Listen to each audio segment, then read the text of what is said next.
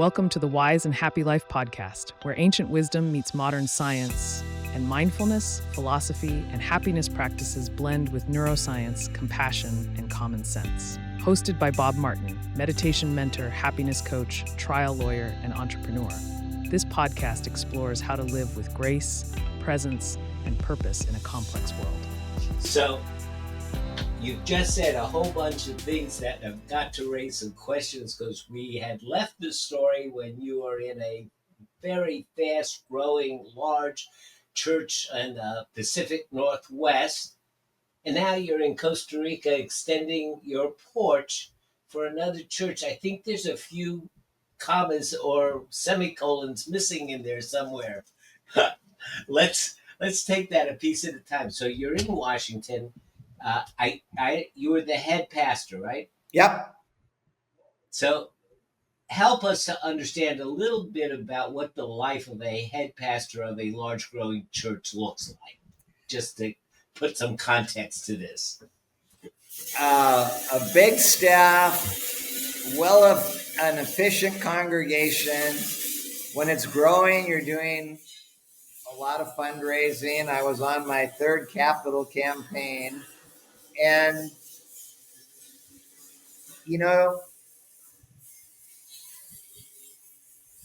I got to a point one spring day where I realized we were now gearing up for the fall schedule again. All the program ministries were coming up, meeting with the staff. We were looking at the next building program. And I reached into my backpack to my reserve tank, and I realized tank. It was empty.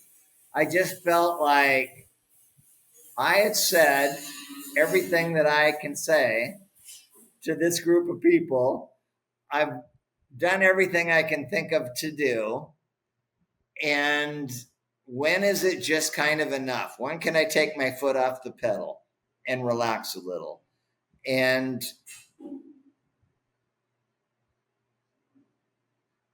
almost had a crisis of faith. I was going through a divorce at the time that I didn't want or expect. And I'm like, God, what? What now? And my theology was always developing. I was wondering if I was even still Lutheran anymore. And as I continued to just put everything on the table, what is it that I really believe? Apart from all the adiaphora, what is central that I can really hold my hat on and then build from there? And so I took a good year to reflect, and where was I, and where was my relationship with God, and what did this look like going forward in Central America? Well, you hadn't received the invite yet, but I want to make this a little bit more not touchy-feely, but understandable. It's not just all that, but it's all the marriages and the deaths and the taking care of and the attending to. And it's 24/7, you're on call. And there's always emergencies, and there's always things and some of them are petty as can be, and some of them are profound and deep. And you might go from one situation, which makes a huge difference in someone's life, to another one where people are just squabbling about something completely insignificant. And you have to bring to that, the Spirit of God. It is a tough job. And incredibly rewarding. To walk with people. And then as a senior pastor, it's like, if they're just sick, one of the other pastors would go visit them in the hospital. If they were dying and coming off life support, then they wanted the senior pastor to come. And so I always really had some really milestone events, funerals and weddings on the same day, where you just have to shift gear and celebrate wonderful baptisms. And when you're in somewhere for 20 years, these little kids that you baptize, pretty soon you're marrying them. And that's fun to, be with families throughout that kind of a long history is really a privilege that few other jobs get to experience. Well, I want to break in here and tell a little personal story that is from a completely different life path, but ultimately the tag end of it, the punchline of the story is going to be relevant. So hang with me for a second. When I was in Miami, um, after we prosecuted the mob in a RICO case and really hit them for a lot of money, I left the DA's office and went out in private practice. And within 2 weeks, the mob came and they said they wanted to hire me because if I was good enough to beat their lawyers, they wanted me on their team. which I we had certain agreements, nothing unethical, nothing illegal, and they appreciated that would be in their best interest to have a lawyer that was respected by the courts. And this was a good thing, and I made boodles of money, and I was in a lot of interesting cases.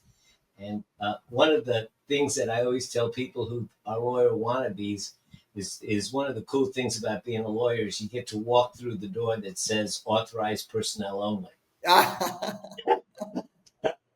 but but besides that, there came a time when Johnny, my client, his son was arrested on a 15-year felony, and all of a sudden our agreement was off, and he wanted me to do things that I wasn't willing to do.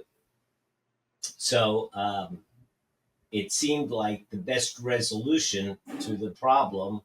It was the irresistible force meeting the immovable object. I wasn't going to move, and he wasn't going to say no. He wanted his son off, and we figured the best thing that I could do would be to move to North Carolina. And when I made that decision, I went to Johnny to tell him, because with those folks, you are always straight up, and that keeps you safe. I said, Johnny, I'm moving to North Carolina. And he shook out his hands, and this is what he said. And here's the punchline that I'm getting at. Sometimes a man just has to move on.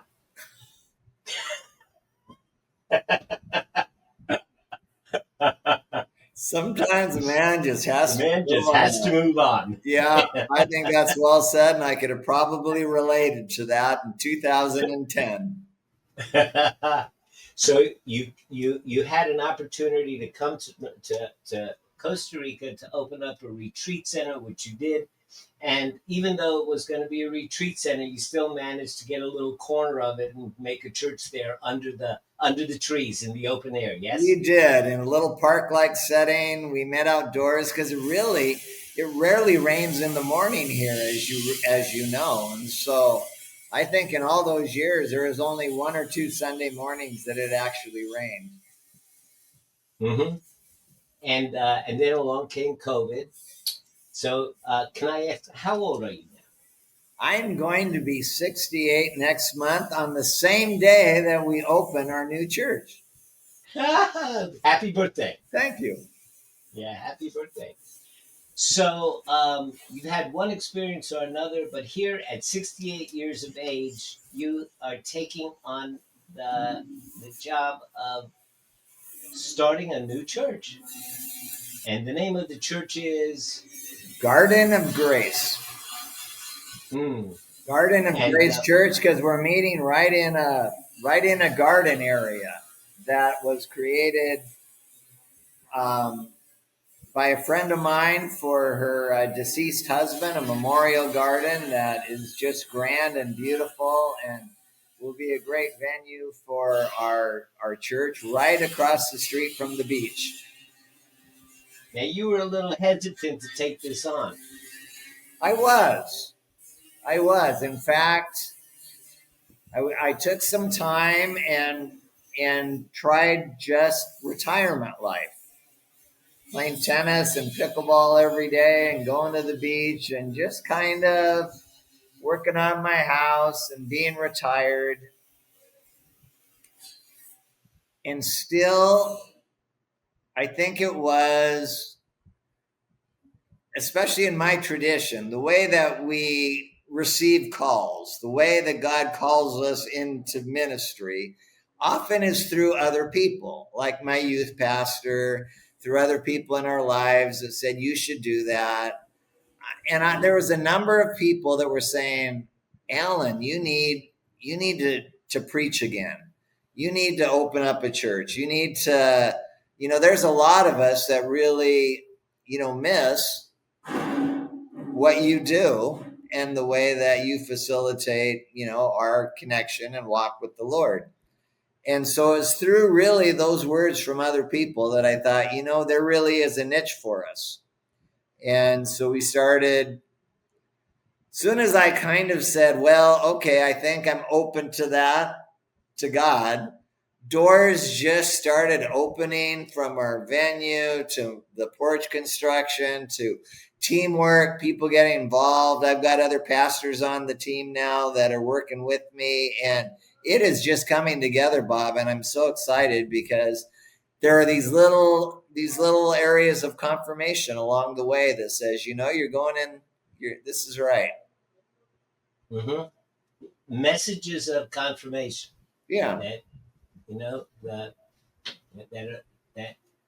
that come to us, that when we're doing the right thing. And often those are very, contextual too, just doors that are opening that you didn't see coming. And wow, that's perfect. Wow, you coming on board and helping you with so many things in the legal area and 501c3s and bank accounts and all that stuff is another confirmation that this is supposed to happen. It reminds me of Sir Hilary, last name eludes me. It's a quote on commitment, and he says, if I can remember the language precisely, but it's something like, until one is committed, there's always the opportunity to pull back. And there's always insecurity, unsureness, hesitation. But when one ultimately and definitively commits, all manner of unforeseen things begin to appear that one would never have before imagined would be available. Exactly. And I'm in one of those Kairos moments right now where I just didn't see this coming. And that's what even makes it more intriguing and exciting. Now, when going back for a second to talk about that entertainment idea, you have a friend named Theodore, yes? Yes, I do. I also happen to be a ventriloquist. And I've had my ventriloquist dummy Theodore for 40 years now. Is Theodore around? He is not. He is out in the bodega. Oh, okay. Well, can you? It would be nice to hear from Theodore. So this is Theodore. This is Theodore. Okay. How's it going? Oh, hey Theodore, how you doing? Nice to see you, Bob. Good to see you again. Hey Theodore, I've seen some of your sermons, and when you and Alan get into a good conversation, it really brings a point home to me. Do you think Alan is so bright? Well, they call me the dummy, but I think I don't know. Well, I don't know either.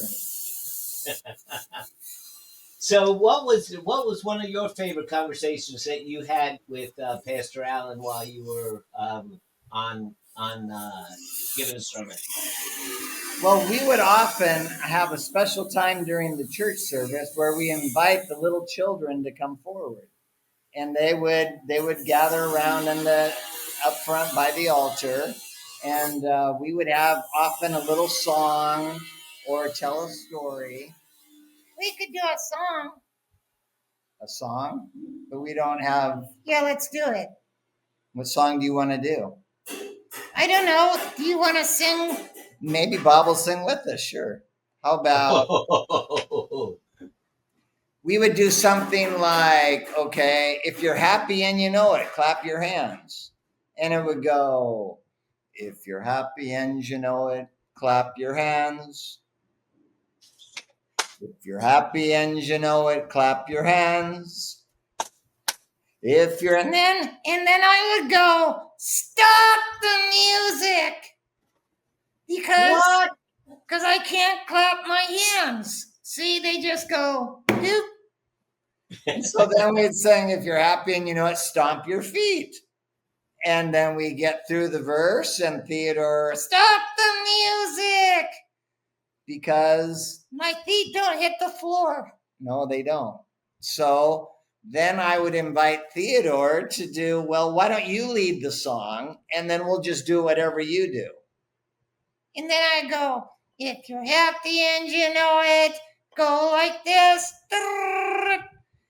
If you're happy and your head. you know it, go like this.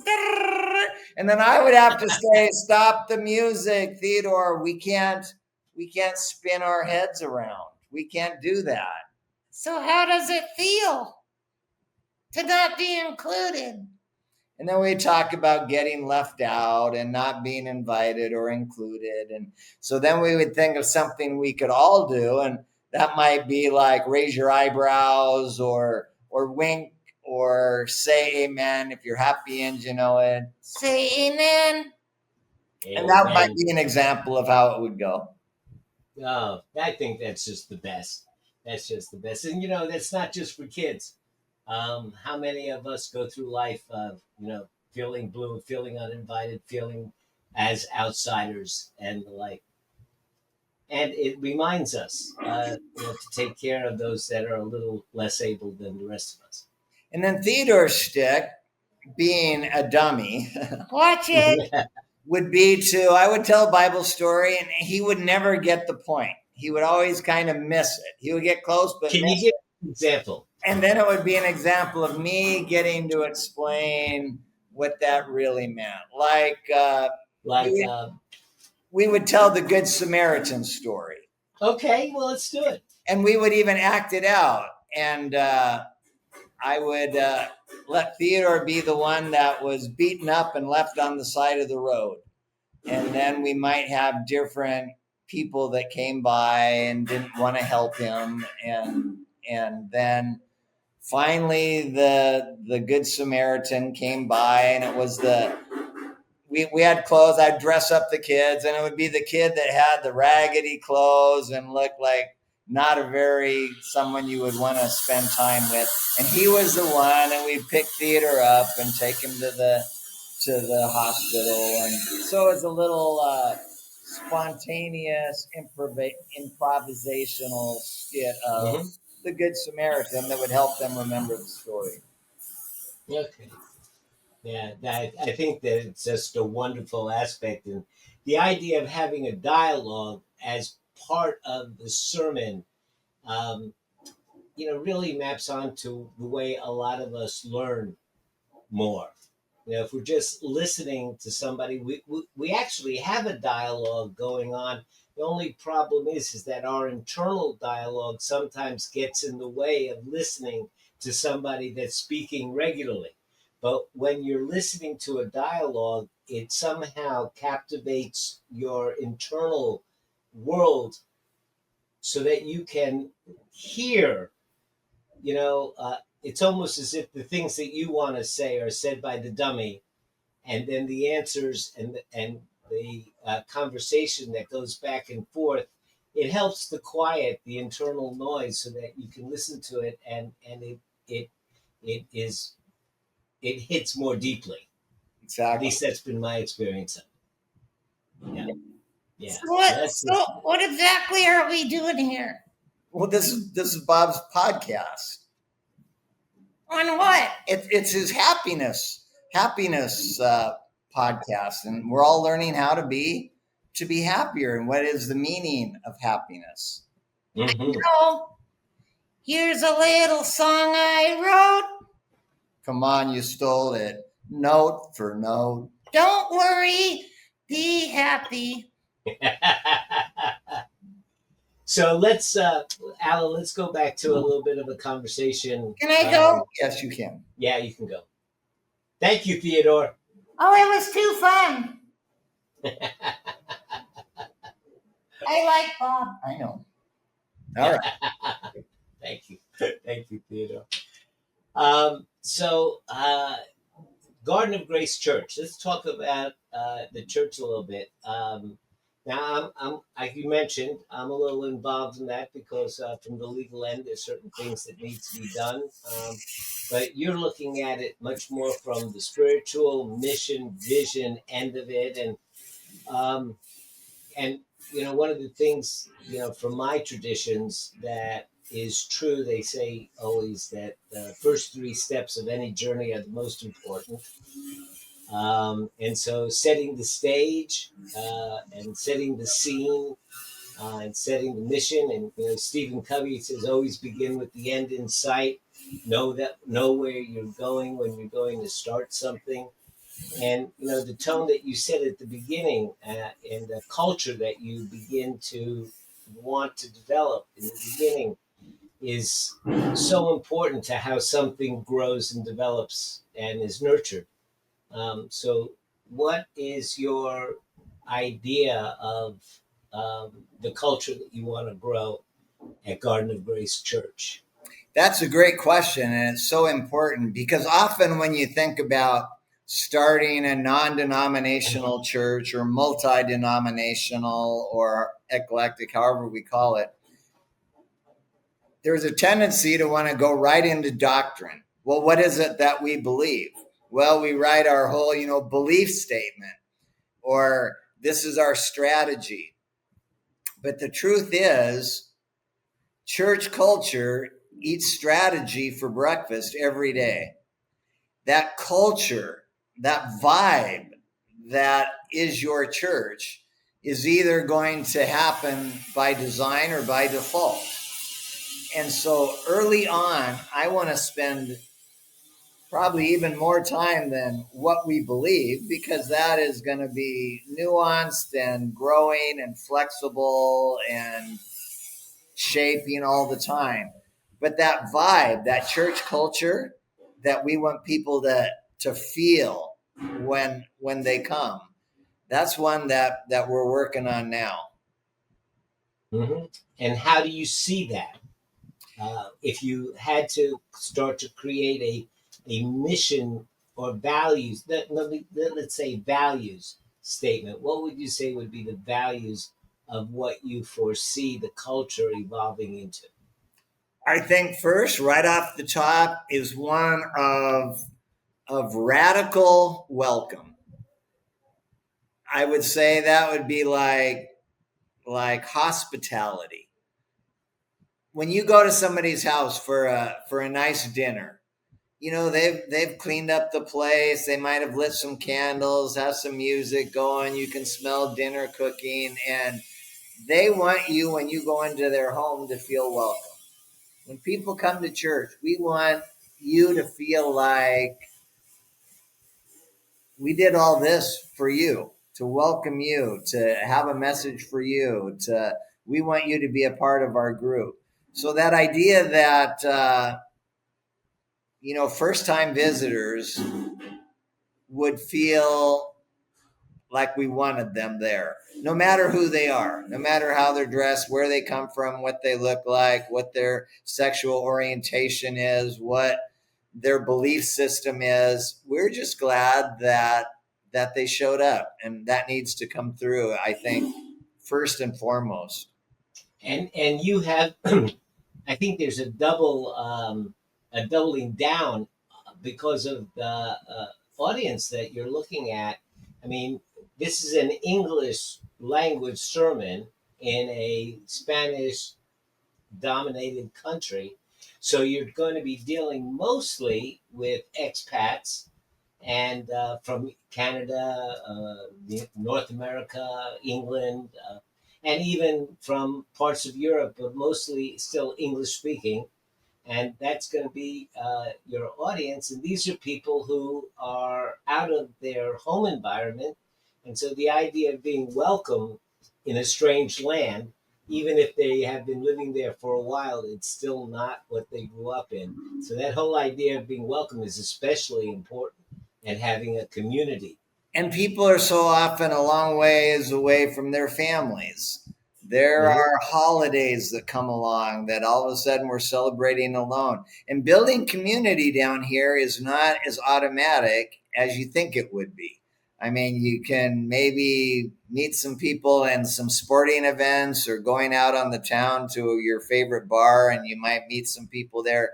But really finding those pockets of community where, like you're seasonal, you come by down for periods, and so to all of a sudden on day one to be welcome back from this community of people that are glad to see you, you just pick right up where you left off. And for expats, it's easy to get lonely. Hmm. Hmm. So that's one value. Then I know that for you, love and grace are important virtues. I would say that's the next big one. In fact, it's in our name, Garden of Grace Church. I mean, to be totally grace oriented, to see God, to see God's character as a God of grace, as opposed to a God of judgment. And so for us, then, to create a culture of grace where that's how we treat each other. Again, going back to the analogy of a dinner party, if you were at someone's house for dinner and you realized that you were disagreeing on Trump's immigration policy, how would you talk about it? What would the language be like at that dinner event? It would probably be gracious. You would probably try to listen to each other. You would speak with kindness and affection, even though you disagreed. And I would want that to be how all of our conversations at church flow, like gracious, like you were speaking at a someone's house for dinner. The language would be restorative instead of judgmental and alienating. Yeah, and bringing that back to the whole idea of happiness. Um, for me, again, looking at things metaphorically in the Bible, I think of the original sin. If you want, well, first of all, the moment you say original sin, what goes off in my mind is, why don't we think of original blessing? That the grace that God gave us, and the garden that God gave us to live in. But as far as original sin goes, for me, the way that I see it is that when we ate from the tree of knowledge, and it gave us knowledge, the first thing that is depicted in all of the Renaissance art is the fig leaf. Is that we went to cover some part of our body in shame. And before that knowledge, before we became aware of shame, which is the knowledge that we got metaphorically from the tree of knowledge, we lived in a state of grace with each other. And then, when with shame, coincidentally with shame, its partner has to be judgment. You can't have shame without judgment. True. And you can't have judgment without shame. I mean, why would I judge somebody if I wasn't going to disapprove of something or approve of something? It's the very nature of judgment. And it's the disapproval of others and my disapproval of others that causes the shame to be there. And without that, we live in a state of grace. And so I always see that story of being kicked out of the garden as having become aware of becoming judgmental. And and what I try to teach in my meditation courses is that we all figure we all figure that we all think pretty much alike. And so if there's stuff that's going on in my head, I'm pretty sure that some our experiences and our databases may be different, but our thought processes we assume are pretty much the same. Otherwise, I wouldn't be able to communicate with you. If you didn't hear words and understand them, I couldn't communicate with you. So if I become very judgmental, then I'm pretty sure that everybody I run into, I'm going to project that on them and think that they're judgmental. And if I figured they're judgmental, then I'm figuring they're going to be judging me. And going around through life feeling judged ain't no fun. And then what is going to be the character of the God that you worship is going to be judgmental. Judgmental, right. And so if we can, right, go ahead. So it's the character of our God that colors everything. If God is a shepherd, I'm a sheep. If God is a judge, I'm a defendant. If God is a lover, I am the object of his love. And so it's how we, and historical Christianity has tended to see a God, vengeance is mine, saith the Lord. I am a God of judgment. I am a God that upholds the law. I am perfection and purity, and you are not. And so we can really get into that mischaracterization and demand penance and demand sacrifice. And when Jesus tried to tell us what God was like, he told the story of the prodigal son who was given his freedom, given his blessing, go do whatever you want, and he abused it. And when he came home, he thought, I'm just going to, I'm going to apologize. I'm going to tell Father that I'm unworthy. I'm going to give all these excuses that I shouldn't even be allowed here. Let me work as a hired slave in your house. And so when his dad sees him coming down the road, he runs out to meet him with open arms. He embraces his long lost son with a hug. And before the kid can even stammer out his penance, his confession, dad is saying, kill the fatted calf, get the best robe, get the ring, put it on his finger, my son is home. And then it's only in the arms of the embrace that the son kind of says, oh, I screwed up, I'm not worthy. Penance comes after grace, not before. And I think so often we get that wrong.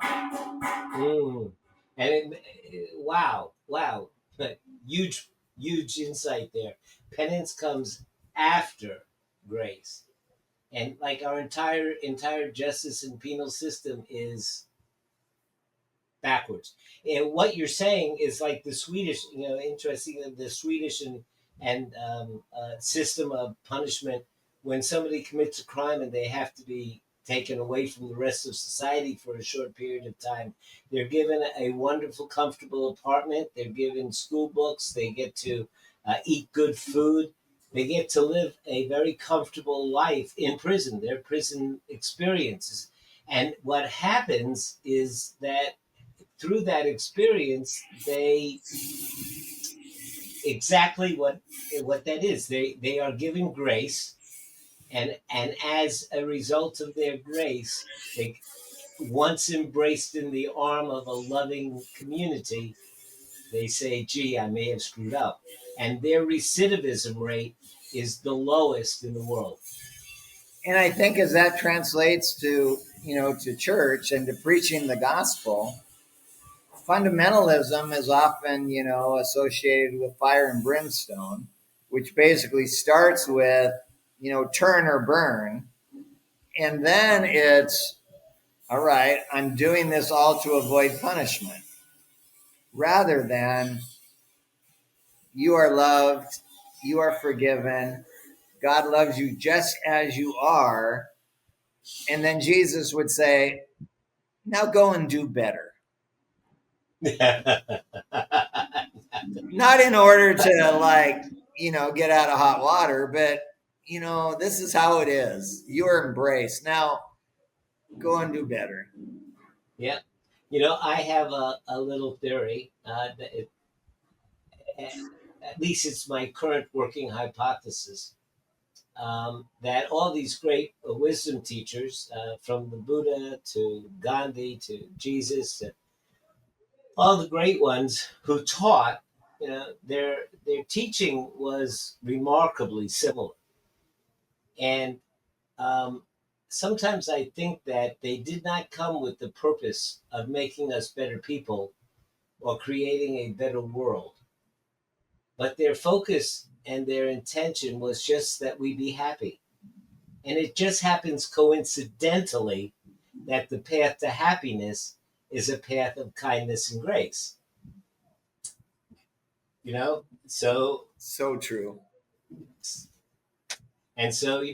I think, and coincidentally, it does make us a better person, and coincidentally, it does make for a better world. But I And think con- it all starts. and contextually speaking, right now, and why again I think this new church has got a special niche here, is that we are seeing a dirge of compassion globally. I've never seen anything like it. It just seems like collectively humanity is having a hard time with compassion right now.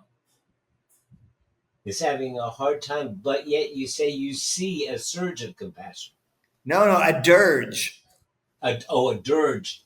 Yeah, from immigration policies to poor people to a lot of the just the political news. I just see so little compassion sometimes. And so there is a need uh, to take our time and take a breath and suggest that maybe a little bit more kindness would be helpful. Absolutely. And at 68 years of age, Pastor Alan Cudahy is starting a new church to get that message out. God bless you. Thank you, Bob. I am excited about it, and we'll have to do this again after we get going. Oh, absolutely. So thank you, Alan. And give us the benediction again. May this podcast continue to bring happiness to all who might listen in. And as you continue to preach the good word, Bob, may God and your listeners, may God go with them to show them the way, behind them to encourage them, beside them to befriend them, above always to watch over, and with you all to bring you his peace, to fill your life with love, and to bring to your every moment that abundant joy. Amen. Amen.